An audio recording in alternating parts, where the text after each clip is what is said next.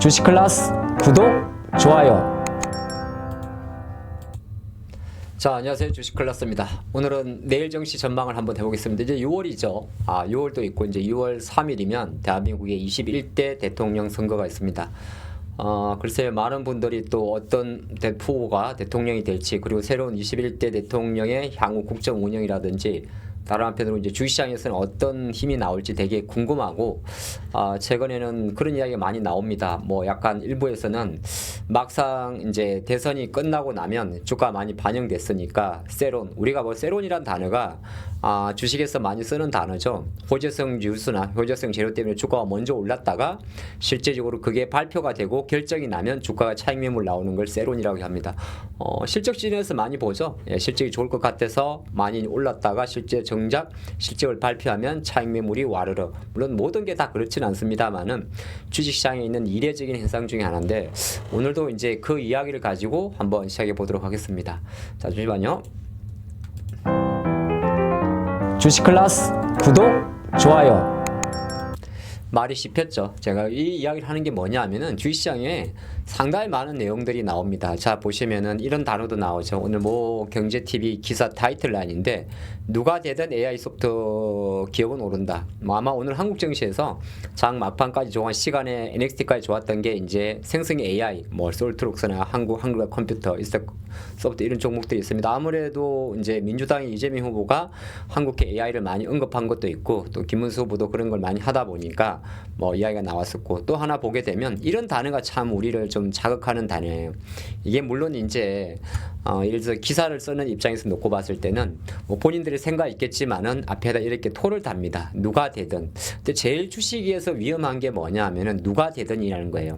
거꾸로 생각하게 되면 확실히 양 진영의 색깔은 조금 다르고, 물론 공약과 실제 액션 자체는 10%도 아마 안 될 겁니다. 대부분 우리 한국만의 문제가 아니라 실제적으로 표를 얻기 위한 공약과 실제적으로 이제 정권이 바뀌고 자기의 자리에 갔을 때 이제 주요 정치나 전국을 펼쳐 나갈 때 여러 가지 걸림돌이나 또 우선순위를 놓고 봤을 때 우선순위란 것도 있잖아요. 그쵸?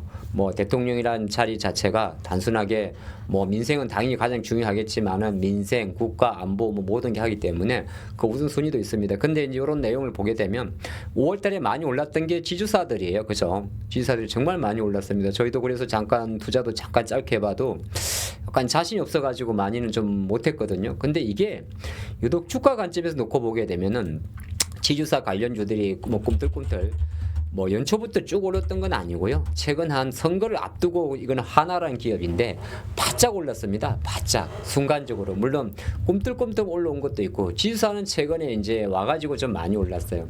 그 이전에 이제 요런 보게 되면은 요런 내용들이 없잖아 있습니다. 뭐 예를 들어서 이제 경기 부양 고배당 ETF 이야기인데, 이것도 가만히 보면 오늘 또 모 후보는 배당 소득 과세에 대해서는 분리 과세를 추진하는 것에 대해서 뺐더라고요. 배당 소득은 아시겠습니다만 종합과세에 들어가게 되면은 2천만 원 이상에 대해서는 종합과세에 들어가게 되면은 오히려 그 금액 자체가, 분리과세는 이자 소득은 22%고 종합과세는 개인 투자, 우리 개인 소비자 입장에 놓고 봤을 때 최대 38%까지 올라가죠. 그래서 뭐 지방세까지 하면 40% 넘어가는데, 그럼 분리과세를 빼버리게 되게 되면은 사실 또 앞뒤가 안 맞는데, 뭐 그역으로 생각하게 되면 국내 배당 ETF 순자산이 이렇게 많이 연말 대비해서 많이 늘었다. 뭐 4,500에서 이거는 이제 운용사 이름이겠죠. 아니면 이제 미래에셋의 은행 고배당 플러스 탑10 같은 경우도 이렇게 늘었다 할 말은, 거꾸로 놓고 보면 배당을 많이 주는 회사가 금융주들이 많잖아요. 외국인 지분율이 높은.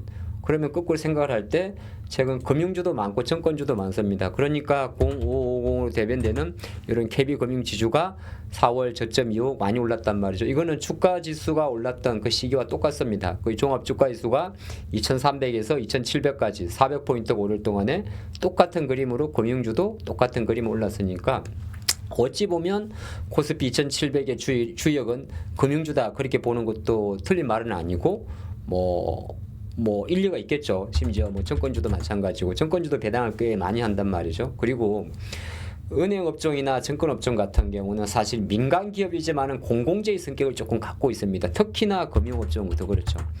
그러니까 뭐 예를 들어서 증권업종 같은 경우는 사기업의 성격을 갖고 있기 때문에, 하지만 그래도 금융당국의 앞에 금융당국이란 게 있잖아요. 그죠? 그러다 보니까 이제 정부의 정책이 반하지 않으면서 어느 정도 확대한다고 하니까 많이 오른 것도 있긴 있어요.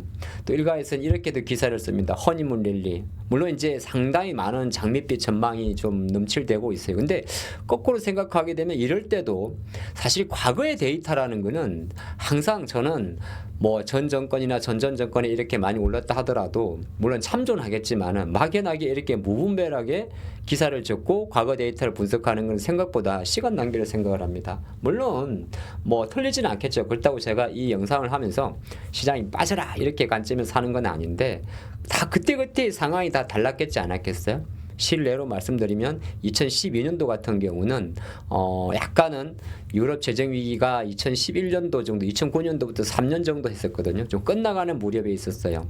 끝나가는 무렵에 있었고, 그리고 2017년도 같은 경우는 아주 운이 좋게도 이 당시는 중국이 제2의 범핑을 할 시절입니다. 그리고 이제 쫙 올라가다가 2018년도 이후 18년도 9년도부터 트럼프 당선되면서 다시 1차 무역 전쟁으로 와르르 무너졌던 거죠. 또 윤석열 대통령 같은 경우는 22년도 9월 달에 3월 달에 취임했죠. 3월에 취임했는데 22년도 9월 달에 우리나라의 지수가 그렇죠. 코로나로 인한 신용 경세, 그러니까 코로나로 풀었던 돈을 걷어들이면서 역으로 생각을 하게 되면은 걷어들이면서 실제적으로 22년도 9월 달에 종합주가지수는 안타깝게도 2150까지 내려갔었죠. 그렇죠. 그건 아마 여러분들 다 아실 겁니다. 그렇죠. 22년도 9월이니까 2150까지. 그러니까 물론 뭐 이거를 무시한다는 게 아니라 결과적으로는 이런 데이터에 지나치게 국내 언론이나 여론이 너무 좀 과민하게 반응하지 않나 생각을 잠깐 해봅니다. 그래서 제가 생각을 할 때는 일단 우리 주식할 때 가장 중요한 거는 뭐냐면 현재 시장에서 실제적으로 글로벌 시장과 동조화되는가 가장 중요할 것 같습니다. 그게 무슨 말이냐면 물론 일정 부분 한국만의 종목들이 있을 수가 있어요. 뭐 예를 들어서 추경, 우리가 말할 때 추가 부양책을 말하죠. 추경하면 돈 풀고 소비 쿠폰이니까 뭐 최근에 뭐 백화점 관련주들이 많이 올랐다가 빠지는 거. 뭐 이런 것 같은 거 보면 약간 이제 뭔가에 아직 완벽하진 않습니다만 신세계라는 종목인데 약간의 차익명의 성격이 보이죠. 금융주도 마찬가지입니다. 그렇게 놓고 봤을 때는 제가 생각을 할 때는 일부 정권주, 금융주라든지 내수주 같은 경우는 약간은 그 현재까지는 고평가 영역에 조금 남아 있어요.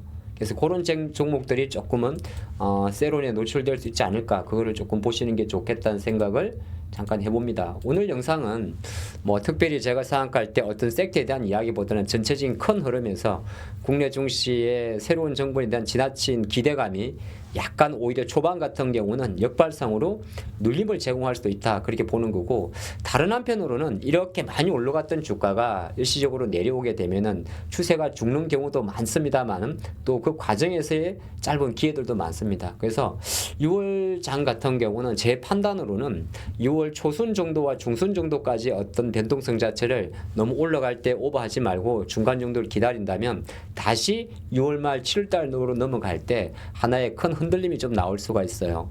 근데 뭐 여러 가지 있을 수가 있는데 실제적으로 이제 트럼프의 그 공화당 감세한 결과 자체도 상원 여부도 대략적으로 7월 초순 6월 말 7월 초에 몰려 있고, 그 다음에 미국의 이제 관세에 대한 관세 실효 보고서 이런 것 자체도 6월 말 7월 초에 좀 몰려 있습니다. 그런 관점에서는 한 번 정도 더 마침 시장이 조금 더 좋은 종목을 싸게 살 수 있는 한 번 정도의 더 좋은 기회가 올 수가 있어요. 지금 시장은 여러분들도 잘 아시겠지만은 뭐 이런 구간을 정확히 잡아서 이걸 먹는다는 건 되게 어려운 거고, 그 다음에 내가 신이 아닌 이상 잘 가던 주가가 갑자기 떨어지는 걸 여기가 바닥이라고 말할 수도 없는 부분입니다. 바닥이 될 수도 있고 또 더 빠질 수 있는 게 시장이거든요. 근데 큰 그림에 놓고 봤을 때는 어느 정도의 세론에 대한 어떤 가능성을 열어놓고 한 발짝 좀 편하게 보신다면 오히려 더 좋은 기회가 올 수 있지 않을까, 그렇게 보겠습니다. 잠깐 막판 홍보는 뭐냐 하면은 제가 만원의 행복이라고 이야기를 해서 단돈 만원의 관점에 놓고 봤을 때 여러분들하고